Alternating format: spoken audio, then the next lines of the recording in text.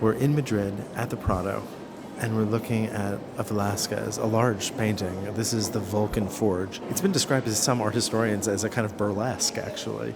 So here's Apollo, who we can see the god of the sun and the god of poetry with the halo on his head on the left, who's here telling Vulcan, who is forging A suit of armor.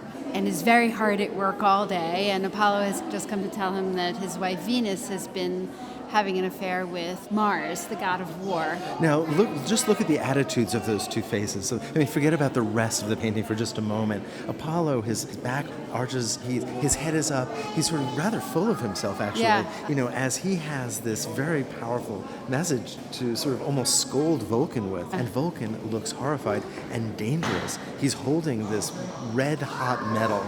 In one hand, he's got a hammer in the other, and it looks like he's ready to just strike anything.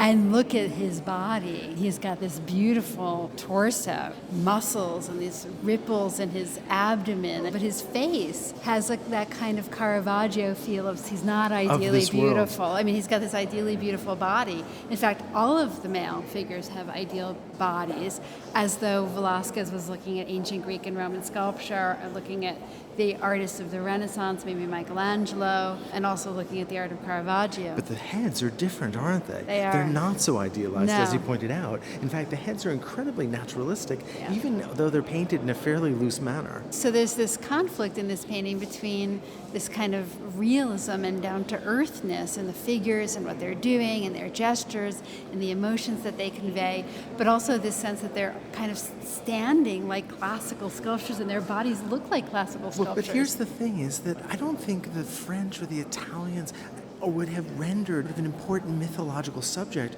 with this much almost sort of comedy involved, right? Yeah. Look at the man who is second from the right. He looks sort of astonished. It's really absurd. So there is this kind of sort of direct human sort of sense of conflict and humor that seems very debasing in some way, really not treating the classical with the kind of honor that it's usually accorded. At the same time, though, it looks like an academic exercise because we have the three male figures in the center shown from three different points of view. The one on the left, Vulcan, shown frontal, the next one shown from behind, the third one shown in profile, and the last figure on the right shown foreshortened and coming out toward us. Those first three, almost like if they were female figures, like the three Graces. Exactly. It looks very orderly and composed and balanced, and a little bit like a performance for maybe possible future patrons. Here's Velázquez. He's still relatively young. He's made a trip to Rome at the urging of Rubens, and perhaps demonstrating his skill as an artist who can paint